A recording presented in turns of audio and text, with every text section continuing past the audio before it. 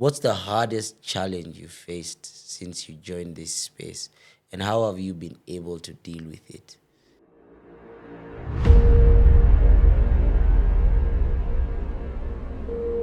Everyone has to choose their hard. Being an employee is hard as well. I think the hardest challenge there are many challenges. Yeah, of course, Let me hard it was it. yeah, let me think about like the top three. I think one that comes to mind is Hello, guys, and welcome to another episode of the Just to Kick It is a Blessing podcast. Welcome to the podcast where it's all about time, where we teach, inspire, motivate, and entertain through the art of storytelling. Today, I have a special guest in studio with me. So, without further ado, I will let him introduce himself. Welcome. thank you so much for having me, Tupac. Yes. I'm here to kick it. Yes. And that's a blessing. Thank you so much. My name is Lemuel. Yeah. Honored to be invited. I love the podcast. I love the guests that you've had here. There's been really powerful episodes. Yeah. So, like I said, my name is Lemuel Abishua. A little bit about myself, and we'll unpack more about it as we go along. Yeah. First, I'll say I'm a Christian. So I love Jesus Christ, and I'm a born-again Christian. Second thing is I am a brother. I have a younger brother and an older sister. Shout out Josh, Adela. Adela's two kids. Shout out Cairo and JT. And of course, my lovely parents. Mom and dad love you. So yeah, I'm big on family as well. I am a lawyer, but I don't practice law. And we'll unpack that in a little bit. Yeah. I'm also a tech founder.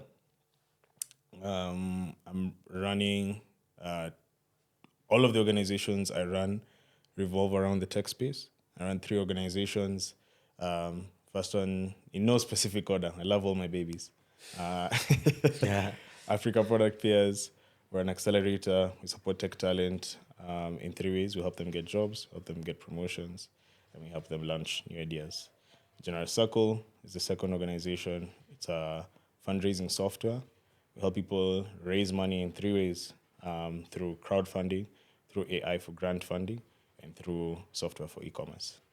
And the third organization is Faith Foundry Technologies, which is a nonprofit, and we're building the Jesus Tech ecosystem here in Africa. We have hackathons, meetups, etc. And we'll talk a lot more about those things later on, but for now, that's what I do. Let me pause there. Okay. Even before we get to why we're here today, why did you introduce yourself like that? So I think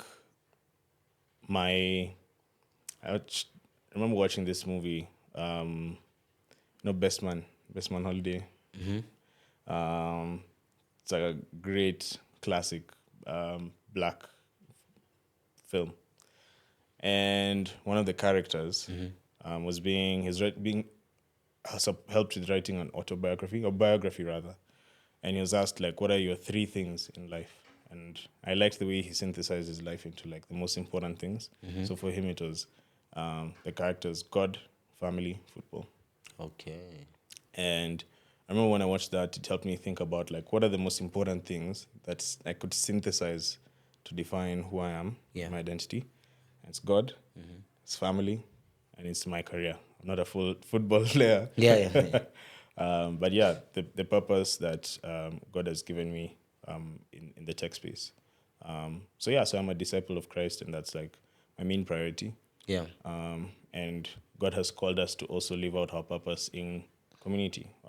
One of the 2 commandments Jesus synthesized are love the Lord your God with all your heart, soul, mind, and strength.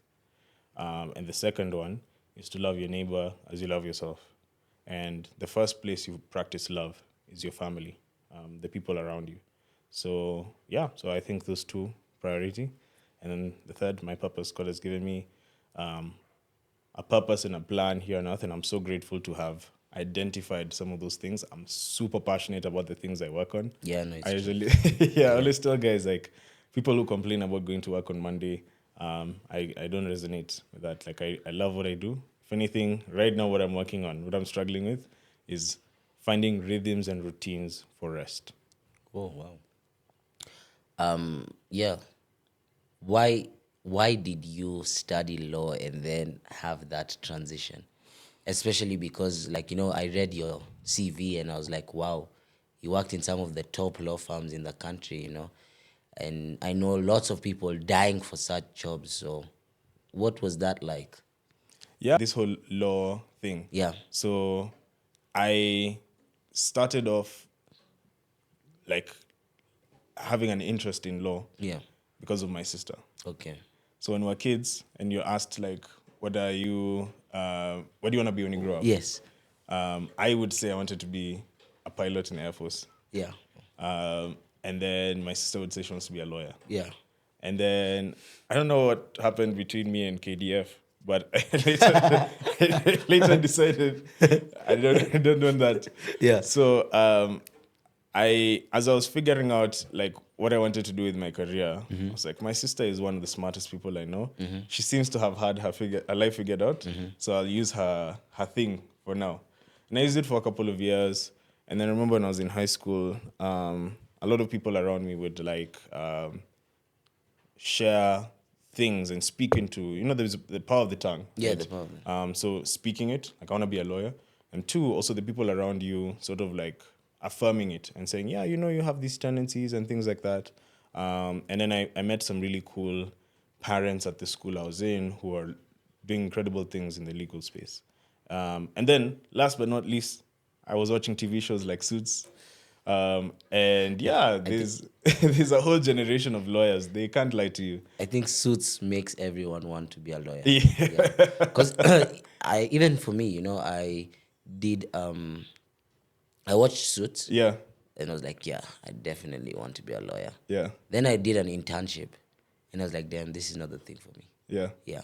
Why Like after that internship, Yeah. I was like, nope, I don't want to do this. Like I was like, yeah. Like I didn't feel the fire burning, I hear you. Yeah, it's not like when I go now to the office and I'm like, yeah, I like to sit, understand businesses, look at businesses, solve problems. I didn't have that with law. Like sitting in court, I would even yawn sometimes, bro. Yeah. Yeah. No, I hear you. I think for me it was I was definitely interested and passionate, and I think there were certain boxes that were ticked for me. Yeah. So like you say, I got to work at some really great law firms. I got to experience some moments that were similar to Suits at some of those law firms. Others not so much. The late nights, the transactions that someone could file an injunction in court over the weekend, and so you need to do certain things in time. I got to experience that in one of the best corporate law firms. But I got to experience many things that showed me what the world had to offer. Yeah. That goes beyond one specific domain. I think about the role of education and tertiary education, like university, as being sort of like helping you build different problem solving skill sets.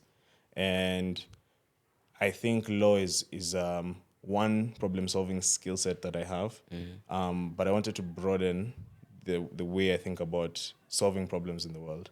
I think lawyers play an active role in solving some of those problems by advocating for interests and creating policies that support solving some of those problems.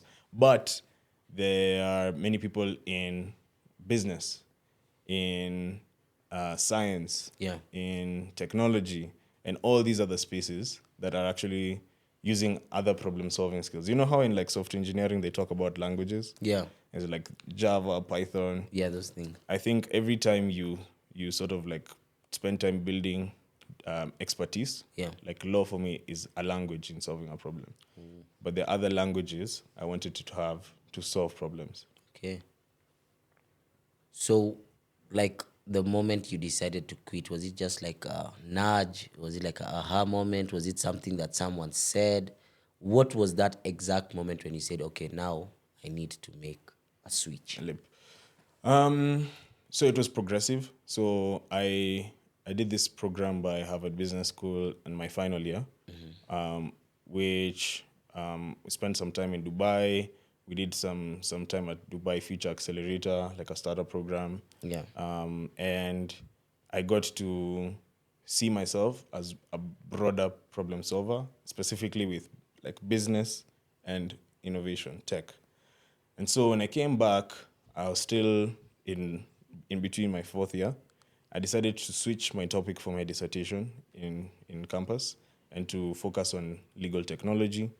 And so I think the starting point was finding the blend, right? It wasn't like an immediate leap. It was, what is the blend between all of these years that I've spent in this space? I also think there's a reason, there's a purpose and a plan God had for me being there. And so I was like, okay, is there a collabo that we can find between these two concepts? Yeah. Explored it, was really helpful to start exploring the space. I graduated, top of my class, first class, and then I think that also gave me a little bit of like comfort and peace in knowing I could always go back to this law space. Yeah. I also got like some good relationships with the places where I worked. I got some good like confirmations. If you want to come and work here after KSL, that's possible. So I wouldn't say it was like an entire risk. It was a calculated risk. Okay. So I was like, okay, let me take a year. I try out stuff in this startup space. And then if it doesn't work out, I'll go to KSL. Okay. And I think it's important to acknowledge that. Like, you should always take calculated risks. Yeah. In the startup space, for example, it's like VCs are making a bet that they know is risky, but it's a calculated risk. Yeah, that's true. I wanted to ask you, yeah, how did your parents take that conversation? Is it a conversation first you had with your parents, and how did they take it? Because I Yeah. can imagine someone doing law for 4 years and then saying, hey, this thing, Ebu, let me put it on pause for 1 year. I want to try something completely different. Yeah. Yeah, I think they were obviously keen to see me finish in the path I had started. Go finish KSL, go do People Age, at least have your become an advocate. Yeah. And then now you can pursue all these other things. Yeah. Which is wisdom, I acknowledge. There's value, there's merit in that thing of finish what you started. Yeah. But then also, this trust that I'd built with my parents. And this started from like as early as first year when first semester, second semester, they asked me for my grades. And my GPA was like 3.8 plus. Yeah. And so after that point, they're like, okay, this guy knows what he's doing. And so whenever I would even catch them up on like what's going on in school, they would always assume there are good things happening. I'm telling them, oh, I'm going to this summer program in Europe. I'm going to this summer program in Asia.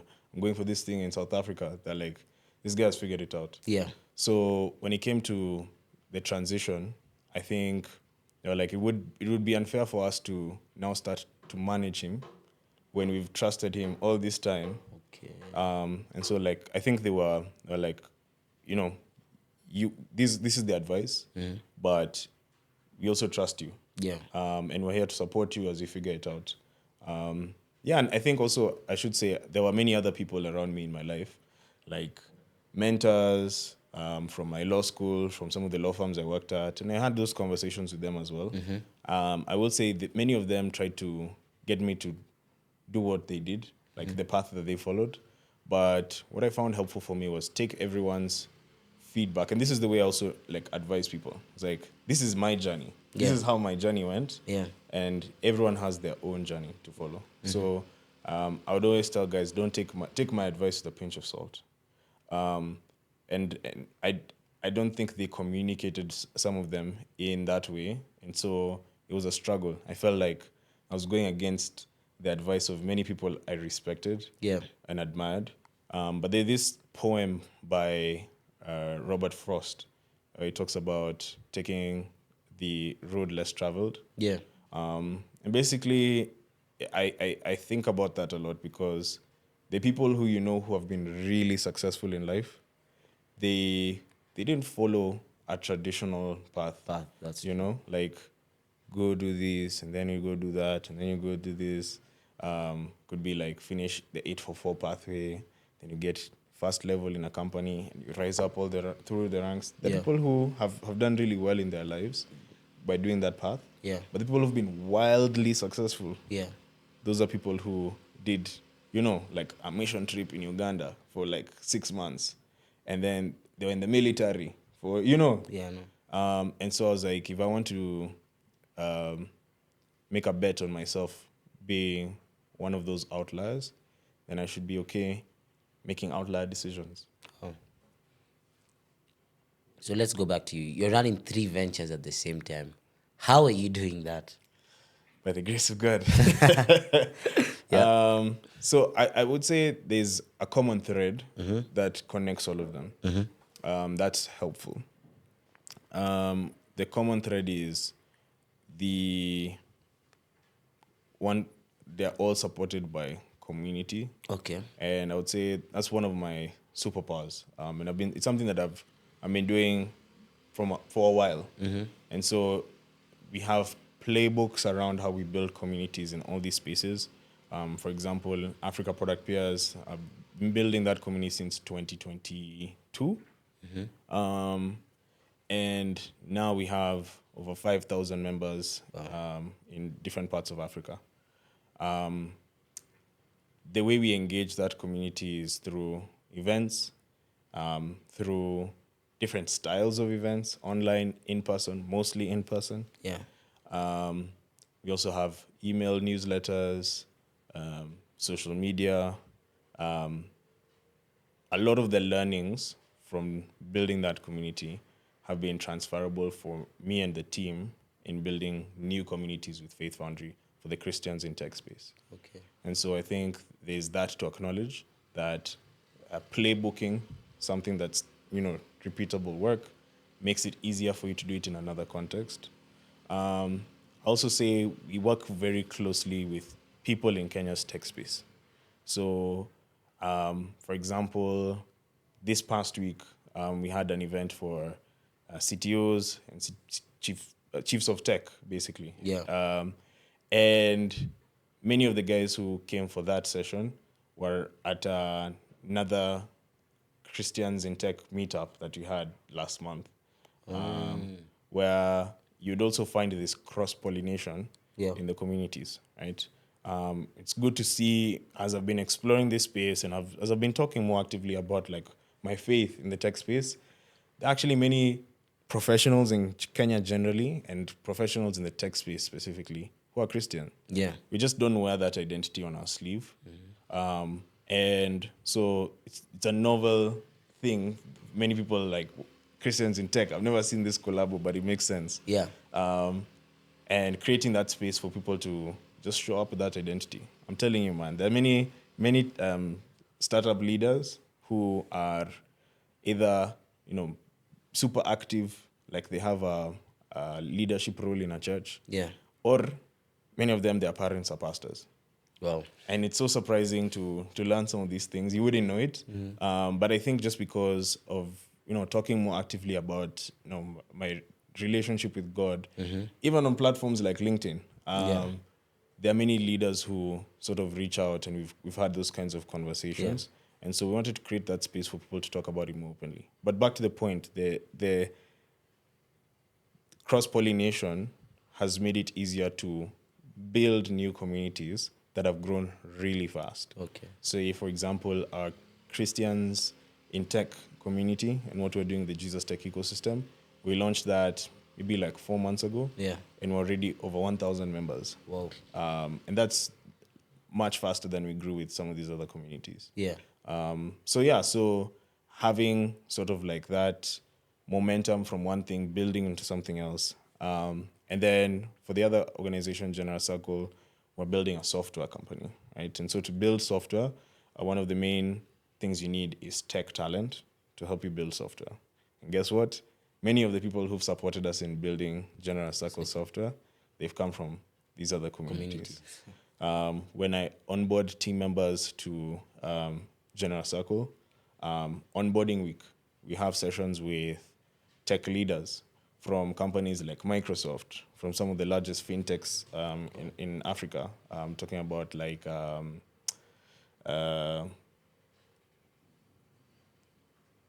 trying to remember the name. Paystack. Paystack, of course. We Yeah. work very closely with Paystack. We hosted an event at the office this week. Shout out Paystack. Yeah, just many other like large tech company connections Yeah. have played an active role in mentoring my team. Wow. So for me as a software like startup founder, it's accelerated my journey by being involved in these spaces, but also helping other people in their careers, right? There are many guys who would reach out in a given like week saying, I lost a job or I got a new job because of the support you guys gave me. And so for the guys who, need support, just being there for them, making introductions, for the guys who've gotten support through us, just building that rapport with them, building that support credibility has helped all the other things that we do. Okay. Let me ask you, there's this common argument that goes all around, put your eggs in one basket, like don't disperse your attention, or you're doing too many things. What do you feel about that? I think it's a good reflection. I think a few things about it. I think focus is good. And I also think it's possible to focus on many things. Okay. Yeah. The Bible even talks about, our calling to be fruitful and Be fruitful and? multiply. Oh, yeah. Sorry. No. Yeah, it's true. Like if you think about even the parable of the talents, God has given you a talent, and He wants you to not just like hide it. He wants you to grow it, Yeah. and multiply, and increase. Yeah. And so I think about how the work that we've done has progressed and evolved.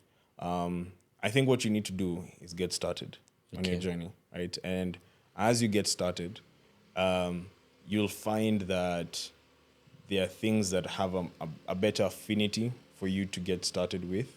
And that's where I started in my journey. Started with one, and did a really good job of that one thing. For example, that could be your job. Do a really, really good job of being an employee, Yes. for example. Yes. Get your promotions, Yeah. get your good performance review scores, and you'll build trust in the organization, and that creates space for you to do more. Yeah. And there's this concept of some research that was done by Stanford of high performers. I think it was Stanford or Harvard Business Review. High performers in businesses. Yeah. What they found is many of those high performers had something called a second life. Now, a second life could be, let's say, for example, a podcaster. Okay. It could be you have a non-profit that you run. It could be you are some sort of artist, some sort of volunteer work that you do. So for me, my second life in my career was Africa Product Peers as a passion project that I started in building that community for fun. It wasn't a business at the beginning, just for fun. And then continued in that journey. And then at some point I was like, okay, I've had my time learning from one of the best entrepreneurs on the continent, Fred Zwanica, where I used to work. Now I want to take my pass at building a startup myself. And at that time, doubled down and focused. And so transitioned from being an employee to being a founder through this VC program called Antler, and paused and focused on one thing. And then continued onboarding these new things as we went along. So I think that's what's worked for me in my journey. It's like ebbs and flows of ones, twos, and threes. Now we're at a 3 season, and I anticipate a season where maybe we might slow down on a few, or I might scale back my role in a few. Yeah. I think when you're young, especially, I would encourage people to try things, do as much as possible, and at some point, you'll notice what's picking, what's not picking, Yeah. and you'll start to scale down. Run experiments. That's basically what I'm getting at. Yeah. And yeah, I think, especially now with AI, the things that you can do have been multiplied. There's a multiplier effect it gives you, right? Yeah. So the things which would have held you back from, let's say, focusing on multiple things is maybe admin tasks or marketing tasks, which now you can do much faster. Exactly. Take advantage of that. No. Yeah. And of course, people. I have to shout out some incredible people on my team, Precious, and some of the other people I've partnered with, like Toby. Um, you can't achieve big moonshot missions without incredible people. And so we've been fortunate to have incredible people that God has brought to us, destiny helpers that have just come on board to our missions and accelerated all of the things that we want to do. Shout out Sophie as well. I'm remembering this strategy kind of like saying we used to have what you need to win when you have like a big moonshot mission is one, people, technology, data. So I think I'll add to that AI, which you could say is an intersection between data and tech. Technology. Yeah. Yeah. But yeah, once you have those things, you can achieve your wildest dreams. No, I like what you said, especially the point about team, because recently I saw this basketballer. He won MVP. SJ. Yes, Yeah. and I think he gifted everyone in his team a Rolex. And then I was like, wow, Yeah. you know. And I guess especially sometimes when you win individually, you don't realize the importance of your team. Yes. And I these days everything I say I'm like, yo, it's my team. Me, even for this, I just come here, I sit. I don't know about the design. Man, just say me, my work. Yeah, my work is to get the guest and get Come the on. questions. That's good leadership. Your work is your role. Yeah. And it's shown me the importance of a team, because even previously where I felt like where I used to record was like I felt like there was not much value I was getting from the team there. But now here I feel like there's a lot more value. And even that value has shown on the content, the production, the consistency and all of that. Come on. Shout out Juma. Yeah. And the rest of the voice box team. Yeah. Yeah. So yeah. For you, what would what would you tell a young person right now saying, okay, I have these multiple ideas, but I don't know where to start? So I think I'll pray about it and ask God to reveal to me the purpose and the plan that He has for my life. Yeah. I I did that a lot. Okay. I prayed intentionally, and the revelation for some things is instant, for some things takes time. But for me, I would say the revelation included a reminder to reflect on the journey that I've been on in my Yeah. life, in my career, and seeing that your life is not random. Your experiences are not random. What do I mean by that? The things that I did in in early stages of my career, including building communities when I was in uni, a lot of those things have helped me where I'm at now. Even pursuing a career in law, I was not random. Yeah. Me spending time in the worship team when I was in high school, Yeah. and spending most of my weekends for the most of my high school life at church, I was not random. And also the journey that I've been on, which makes me feel like there are other people who would be better placed to do what I'm doing. That's not random. God doesn't like using the conventional would-be winners. Like, I was going to say something controversial. Yeah. Like, you know how everyone, except for this season, usually expects Manchester City to just win. Yeah. It's like they have the best players. Yeah. They have one of the best coaches in the world. Yes. Like, God uses underdogs. Yeah. You know what I mean? And so even those things that I've gone through in my life where I've fallen short of His expectations, or fallen short of the, I won't say standard, because God is holy and we are called to a holy standard. Yeah. And there are many times I've fallen short, but His grace has been sufficient.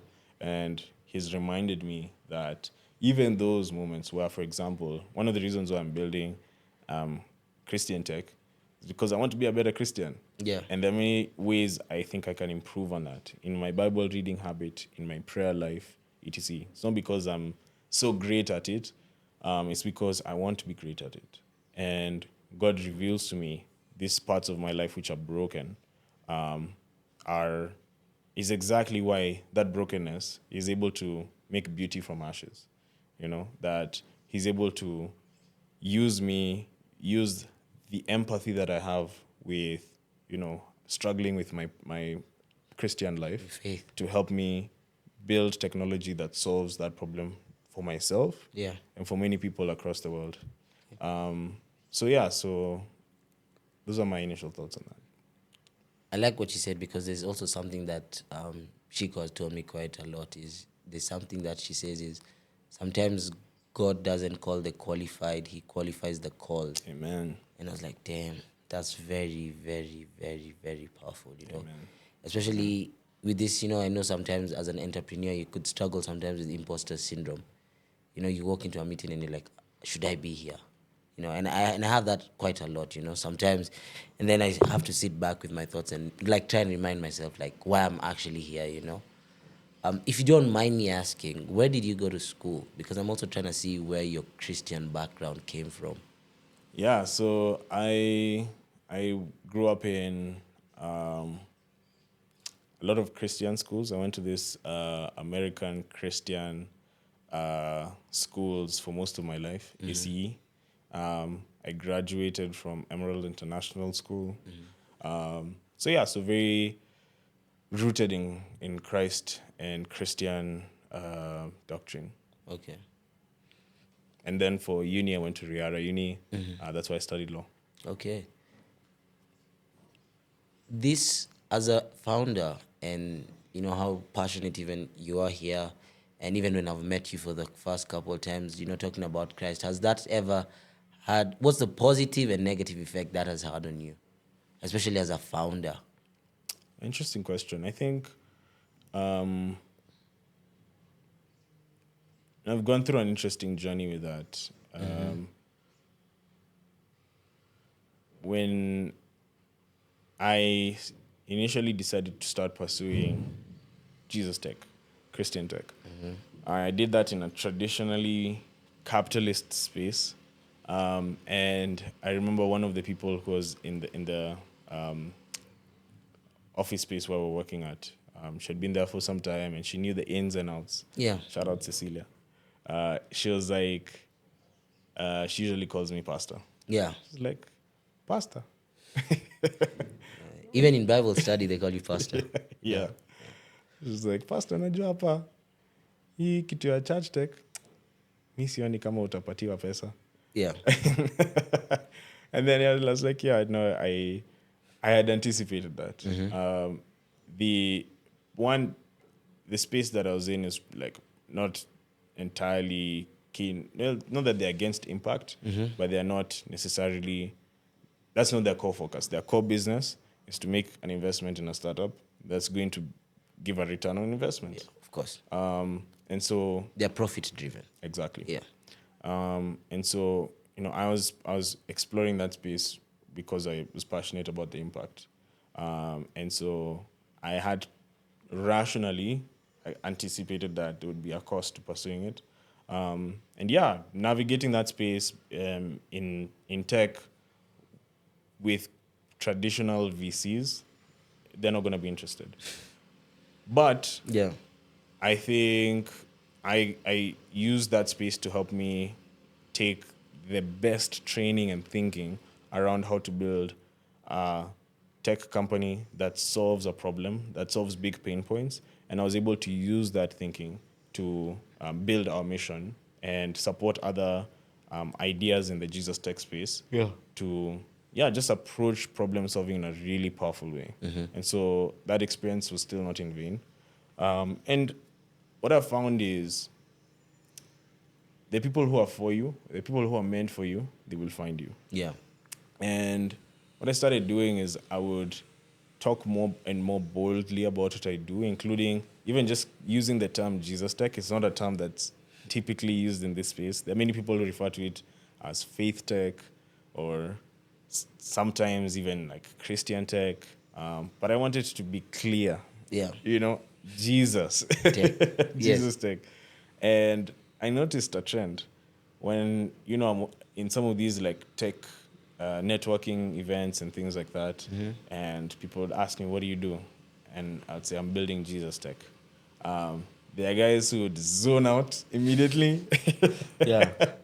And they're like, cool. And they shut down the conversation, they move on. Yeah. And there are guys whose eyes would light up and they're like, tell me more. And yeah, again, the people who are for you, they will find you. And God is a big supreme God. Yeah, he is. I learned to let go of that feeling. I grew up in Christian spaces like the Christian schools I've talked about. Then you get to campus, and it's a space where there's a lot of liberal thought, which includes questioning and doubting and speaking against God. And I would take that personally, I would feel like I have to defend God. Yeah. But the reality is, He's a big God. Yeah. And it's sort of like, think about it this way. Of course, I wouldn't allow people to disrespect the image of someone I care about when they talk ill of them. But I also realize that God is a big enough God to defend himself. And so I wouldn't speak to people in a way to convince them my way is the right way, their way is the wrong way. I would speak the truth that has been revealed to me. And I won't take it personally. If they decide, to think otherwise or think differently, God has a personal relationship with them. Yeah, he does. God wants wants what's best for them. God loves them. And so allowing people to sort of like go through their own journey and speak my own truth. And so I think it's not second nature to many people. It wasn't to me as well. But the more and more I speak about my identity in a way that's rooted in Christ, the more I think, why not? It's the biggest part of my identity That's true. I want people that is important to me, and I would want people to know about. Yeah, that's true. You've not only like won one, but two VC chances. That startup incubation and everything. What do you think about you stood out, and why do you think you got such opportunities? And how can also someone listening to this prepare or do something that will get them inside that door? Yeah, it's a good question. I think there are a few things that come to mind. One is God. God is the one who's going to break all the barriers for you. Yeah. Two, Kimbele Mbele. I used the example of Antler. Before I got into Antler, Antler is one of the largest VCs in the world. Yeah. In 2025 Q1, they wrote the second most pre-seed investment checks in the world. And Antler has quarterly events, mixers. And so I would attend them years prior before I joined to rub shoulders with people in Antler. Wow. The other thing that comes to mind is talk to people. I talked to people who had been at Antler. In fact, I volunteered to consult for someone who had a startup at Antler. Learn about all of these spaces that you're trying to tap into and enter, and see what you can do to get a foot in the door. Okay. Yeah, those are some of the things that come to mind. But there are so many opportunities in this space. You just need to take that first step. That first step will also include starting. I have been exploring this VC space for now, or building a startup in this VC space for now close to 2 years. And the people who VCs tend to gravitate toward are people who are moving. And a lot of people want to sort of like have this expectation that someone is coming to save you. Jesus is the only one who's coming to save you, friends. If you want to look, And only he saves if you save yourself. Yes. Well, he saved you. Yeah. He has saved you. But I was going to say, I think and because I've also helped with recruitment for a VC. Okay. The people who tend to stand out are the people who are doing things. The people who are, it sort of feels like they don't need the VC. It's a catch-22 kind of thing. It's like when you want them, they don't want you. Want you. But when you don't want them, they want you. Yeah. So you need to have that momentum and sort of like traction where, yeah, I'm thinking about VC investment, but I've already started with my business. I've built an MVP. I've started getting some users. Yeah. When I first was offered an angel check, an angel investor, is because of things like that. I didn't even have a pitch deck. I just told them about some of the traction that I had done with an experiment, and they were like, "Are you looking for an investment?" Wow. So I would say get started. People don't. Um, Investors are always pitched ideas. So you're telling us to get started. Get starting is key. Because ideas, they'll get thousands, but they want to see traction. Yeah, okay. And that's something I'm also doubling down on with Africa Product Peers. So we have a lot of people in our tech space who are able to help you launch ideas in days, especially with the help of AI. We did Okay, this yeah. at a hackathon we did last month, Jesus Tech Hackathon. And so, yeah, we're supporting guys who want to launch ideas, match you to someone who in the community is able to build for you a prototype in a couple of days. Okay. And that could potentially even be a co-founder or an employee for your business. Wow. It's interesting you say that. We'll talk about something We'll talk after about this. something. Let's go. Yes, we'll talk about something after this. Yeah, so to Generous Circle, what motivated you and inspired you to start Generous Circle? And what gap did you see in the market? Yeah. So I would say General Circle was a pivot. I initially started exploring a startup in the context of this space with church tech. So we did a ton of research on what we thought about like the Christian tech market. We synthesized that there's two main stakeholders: there's individual Christians, there's churches. Yeah. When we looked at sort of like the commercially viable side of the market, it's churches because they have an ability to pay for an operational support tool. And Yes. so churches have budgets, they Yeah. usually pay for different software tools. Yes. We're like, okay, let's build a church tech. Then we went down that and we did a ton of research on them and we mapped out various problems that they cared about or they were trying to solve. And one of them was around giving and the movement of money at church. And we tried different things across multiple problem areas. That's the one where they cared about it the most. And with our initial experiments, we were able to drive the most impact. So we stripped out all of the other things that we're trying to do and we focused on that. Yeah. And so, to what we were discussing earlier, there is also a lot of focus that you need, even within the way you operate some of these different missions that you're working on. Yeah. So, in that use case, you focused. And then I think, as we were starting to appreciate the value that we're creating, articulated this concept of we're solving a problem around generosity. What that looks like is we are not a sort of like fundraising tool that's just there to help make a church richer. We're there to encourage and support Christians in their culture of being generous. Yeah. In Deuteronomy, God talks about giving, and he talks about how we should give to the orphan, we should give to the widow, we should give to the needy, right? And so I, in my research, had a lot of young Christians talk about how I haven't even been to church in I don't know how long. And that said, I want to still honor God by being generous. I still want to tithe, for example. Yeah. And one of the ways I would want to do that is giving some money to a missionary. And so we realized in that area that we're exploring that the Christians in this space, and this is something that I personally have also struggled with, they want to be generous, but there are sometimes things that hold them back from practicing generosity. Yeah. It could be maybe the accountability at the end I of the think month.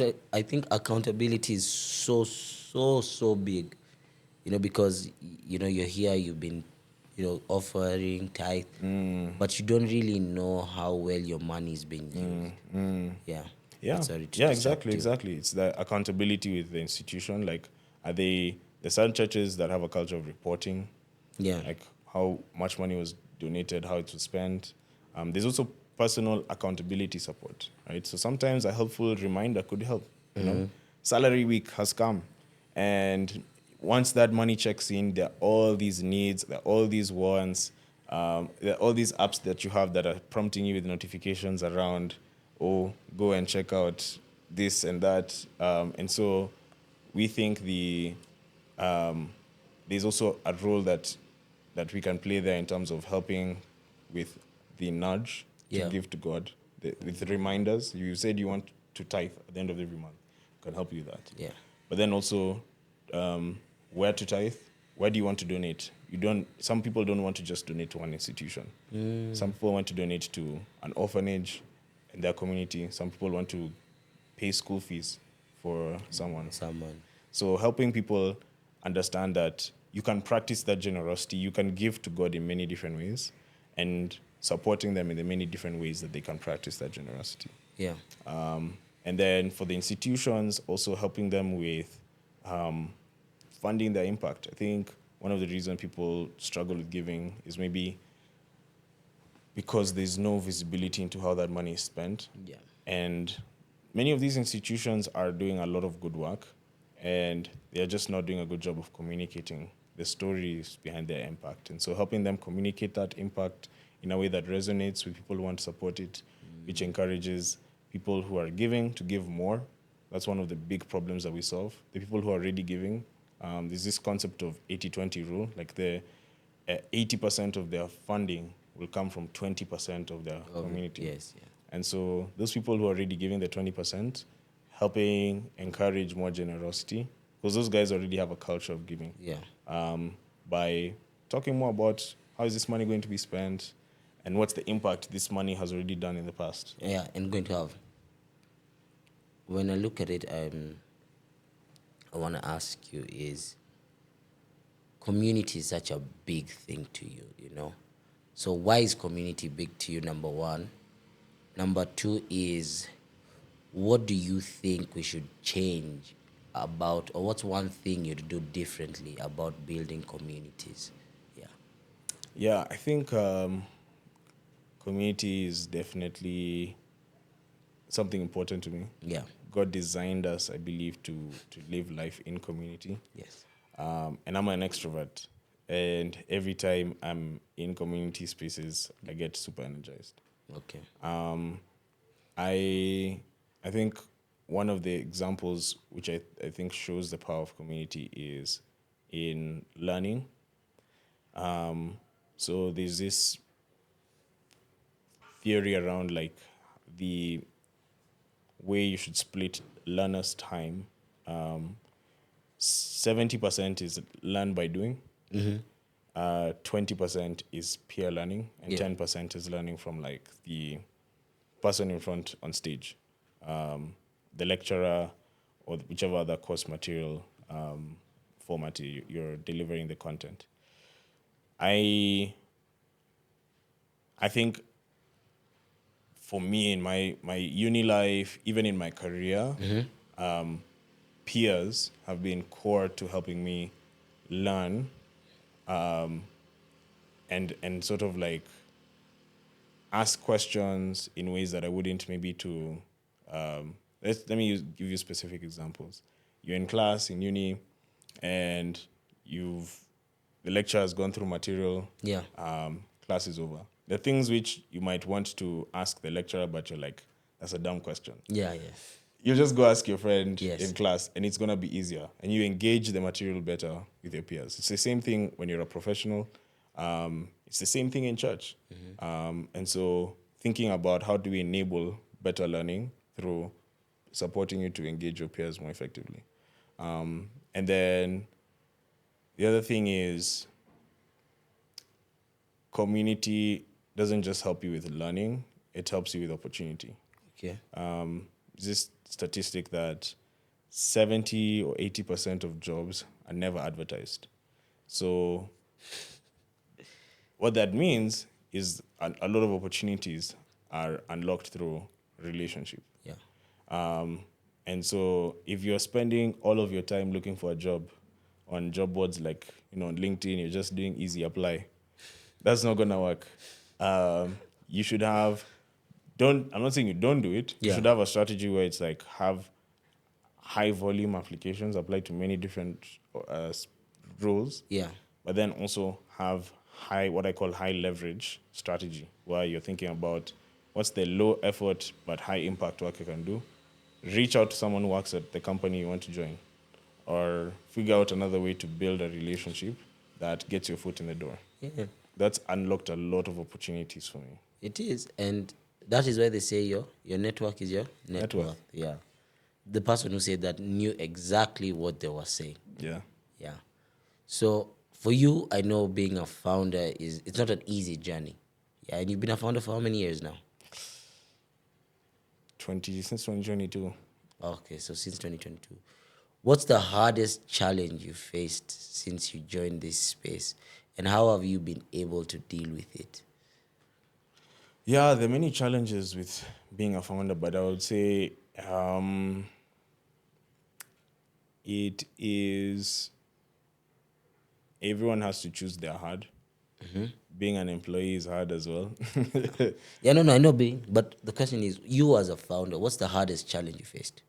Yeah. I think the hardest challenge there are many challenges. Yeah, of course, hard it was it. Yeah, let me think about like the top three. I think one that comes to mind is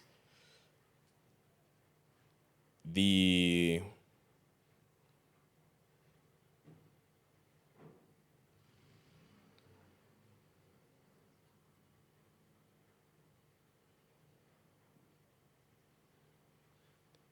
Your business must be doing very well, because for me, immediately as I think as a founder, and one of the things that I think is a very challenge is the months that you're unable to pay salaries. I mean, you've gotten used to that and it's not a challenge anymore. I don't think of it as a challenge anymore. Yeah. I think we've gotten to that place where we've built a relationship with God. Yeah. Where I know He's going to provide. Okay. And His grace is sufficient. Yes. And I've learned to trust more and lean more on His provision. And so it doesn't stress me. Yeah. I'm thinking about the things that are maybe not so obvious. So, for example, I think a big challenge is your business becoming an idol. Okay. I think entrepreneurship is a journey where you pursue something you're passionate about and you spend a lot of time on this thing. Way more than you would spend as an employee, for sure. Because it's your thing, You're not going to clock out at 5 p.m. I'm done for the day. No. It's the weekend. No. Yeah, you're going to be super passionate about it. If not, maybe you should be looking at something else. If you're an entrepreneur and you're not doing these things, maybe you should be looking at something else. But yeah, I think the risk there is you start to create this like idol around this business. Yeah. And you spend more time on it than God, than your family, and you start to lose the plot. I think there's a lot of over romanticizing the striving, putting in all the late nights and doing all this extra work. And I've fallen for that trap many times. And it's impacted relationships, it's impacted my health. And I think it's important as an entrepreneur to, because again, we've talked about how God is a supreme God. Yeah. And that's what I'm saying. I'm not worried about this whole thing of salaries. Yeah. have those conversations with God where you're like, I want to put in this level of work, which I think is stewarding what you have given me, Yeah. and I want you to come through for me in these ways. Okay. God is a big God. No, he is. He'll provide. So that's one challenge that comes to mind. And then, of course, there's all these other things like it's a lonely path. There are not many people that, and especially because of, like you're a young entrepreneur, there are not many spaces that like support young entrepreneurs that resonate with some of those challenges that you're talking about.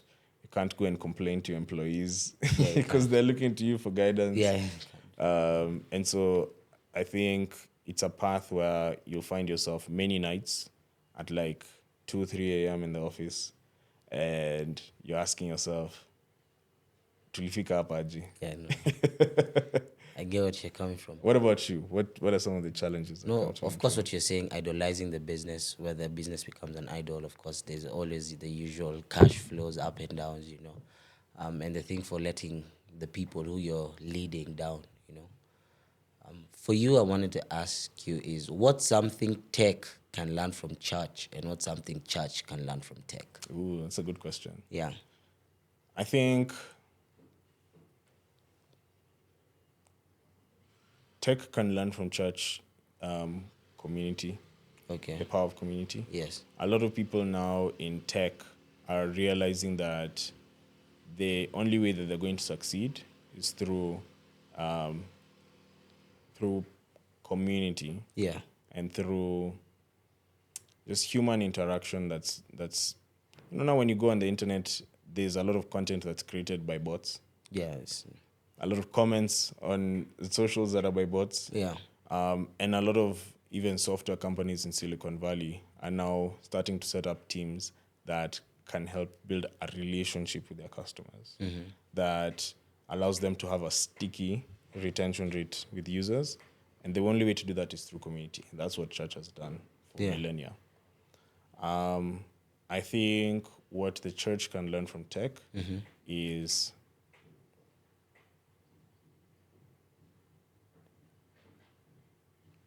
stewarding with strategic excellence. Okay.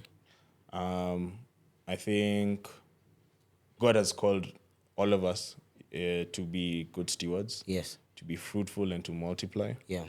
And I think from the startup space, there's a lot of strategic thinking around how to steward with excellence and to multiply. Steward with excellence by getting your stuff done in like an operationally excellent way, using innovation, using tech. I think there's a lot of excellence in the way churches are managed, but I think there is a complacence with how things have been done for some time, and not enough people who are thinking about how can we do this process better with tech, and that's what startups do. I totally agree with you in the part for stewarding with excellence because I've always asked myself is a church will say let's raise X amount to build a new facility, but I've never had a church saying let's raise X amount to have a fund. Yes, we will put this amount in a fixed deposit, make 15%, and pay now school fees for any parent that comes to this church that cannot afford. Do you know how many more lives that would change? Because your initial capital would still be there.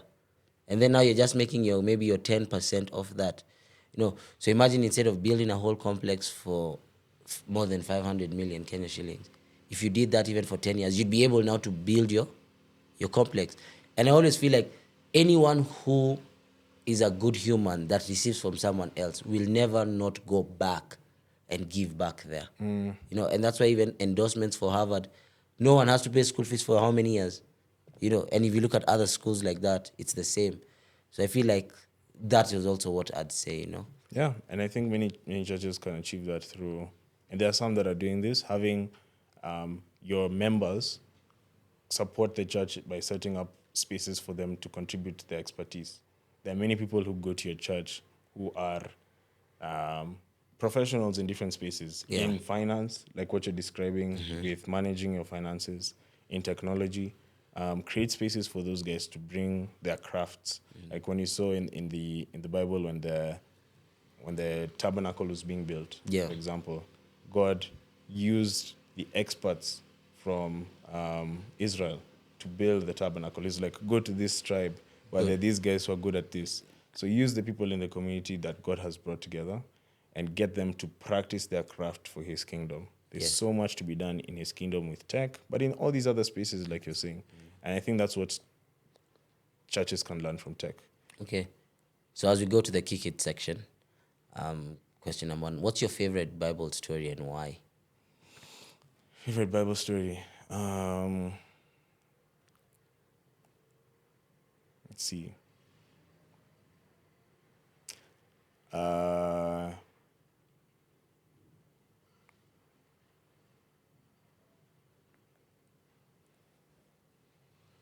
I'm thinking about what comes to mind right now is David, right before he slew Goliath. Okay.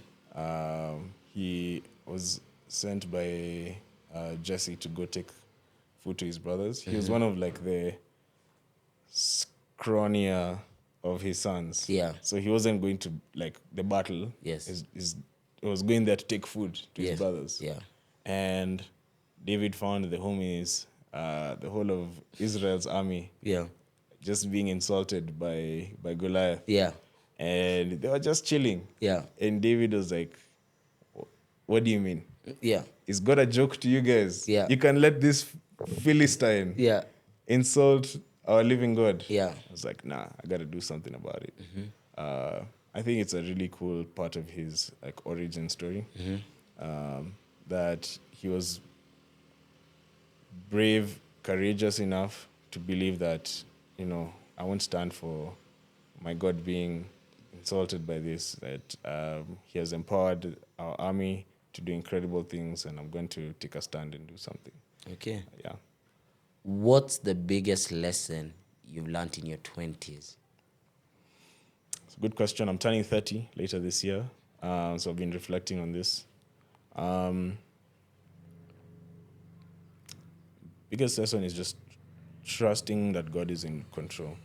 And it's really uncomfortable because I want to be, the older I get, like adulting, managing my life, controlling my life. But I think the older I get, the more I realize that God is the one who's in charge of my life. He's the one who's working out my salvation. Even though I'm saying I want to be a good Christian, it's not by me, practicing necessarily the personal discipline of reading the Bible and praying every day. It's me allowing God to use me as a vessel to do those things. And that concept to me wasn't second nature. Yeah.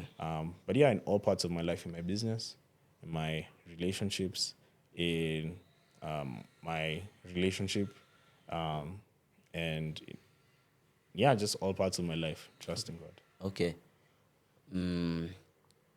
If you could speak to 13-year-old Lemuel today, what would you tell him? Buy Bitcoin. Yeah. That's a good one.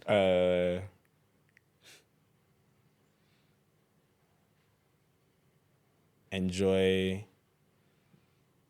the moments and the seasons. Something I was thinking about on the ride on the way here is the things that I don't have time for right now. Say, for example, every week I'm probably on stage giving a talk, moderating a speech. Moderating a panel discussion, or just doing presentations to my team, to investors, to partners, to different stakeholders. And I don't have time to do something like, let's say, Toastmasters, because of how I have all these other things going on in my life. Yeah. But there was a time and a season where I could have. Yeah. So also steward those seasons where you can to refine your craft, hone your excellence. Yeah. But enjoy the journey and trust God. All those things that you're wrestling in your heart around because you want to do or you're hoping for and wishing for, trust God. He's in control. Okay. I know you said you love all your three ventures equally and everything, But if you could only choose one venture to do, what would it be and why? That's simple. Faith Foundry, Okay. building Jesus Tech and the Yeah. Jesus Tech ecosystem, and something that I can see myself doing for the rest of my life. I think it's an important thing. There are many problems to solve on the continent. One of the biggest ones is, I think about it in two ways. You have 1.2 billion people across Africa. 700 million plus are Christians. The others are not. The Christians being called to be good disciples of Christ.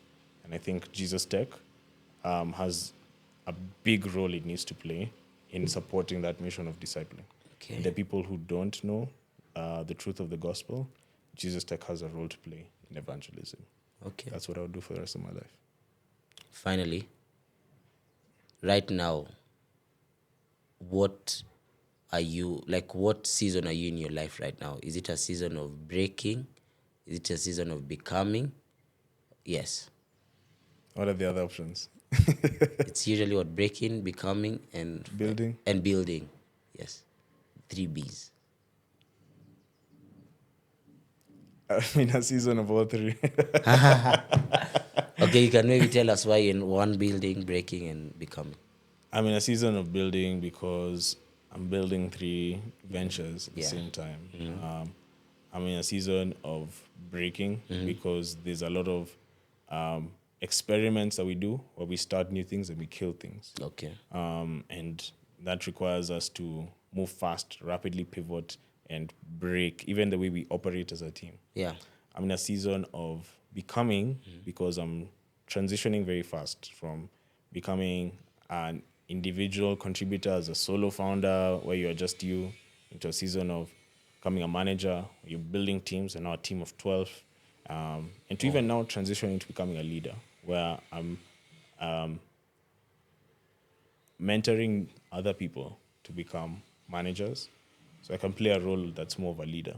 Okay. Right? And a leader is there to inspire, to cast the vision, and to steer the ship in a way that doesn't involve me like necessarily managing individual contributors. I manage the managers. Yeah. And so those transitions in becoming require me to build new skills. The skill sets that I used to have as an individual contributor in executing, and then the skills I'm using now as a leader. Yeah. So building new skills and becoming the person that God has called me to be in many different spaces, many different ways. Okay. As we wrap up, I don't know if there's anything I missed to ask you or if there's something you wanted to ask me. I have a question for you. Okay.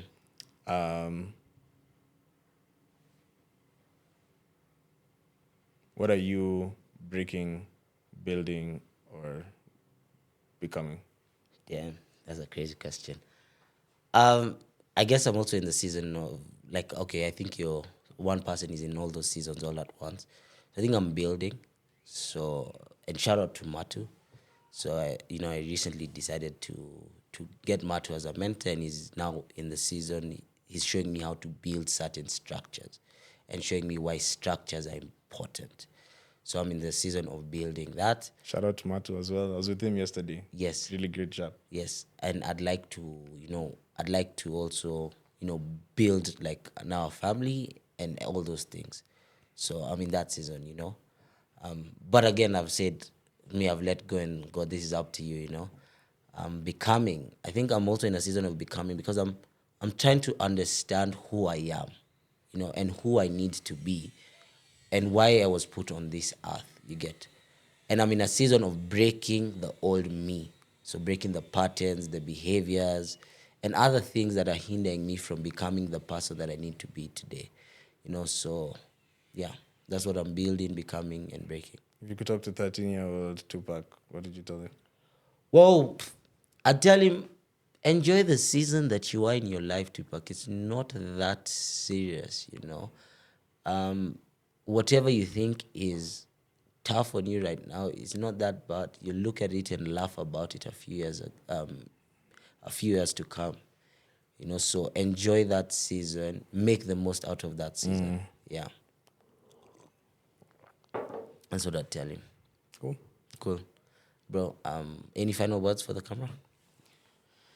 Um, Thanks for having me. This is a great conversation. Yeah. I would say what comes to mind is find your top three, like I started with at the beginning. For me, that's God. I'd say also family and the communities that I'm in, the spaces that He's planted me in as the second, and my purpose, the purpose and the vision that He's given me for my life. Yeah.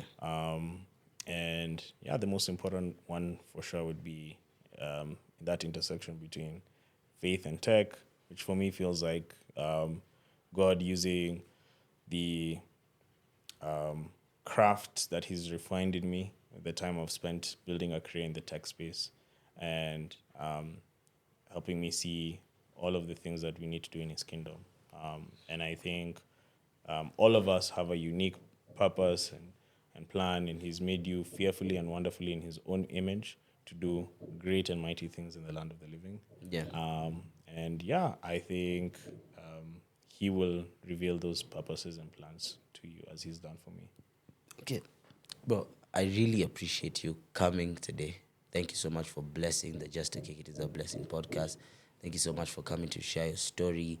And, thank you so much for being who you are, and saying that, look, this is me and I am a proud Christian, especially in a world that, you don't find a lot of young people professing their faith so openly, So thank you so much. I pray that everything you touch, I pray that everything you continue to do, that God blesses it even more than you ever imagined, Amen. So yeah, thank you. Thank you too. Yeah. For those of you tuning in from home, thank you so much for tuning in to another episode of the Just to Kick It is a Blessing podcast. Remember that no matter where you are, no matter what you're going through, just to kick it is truly a blessing. Goodbye and see you next week. For the boomer, yeah, singing no weapon forming against me, so proud.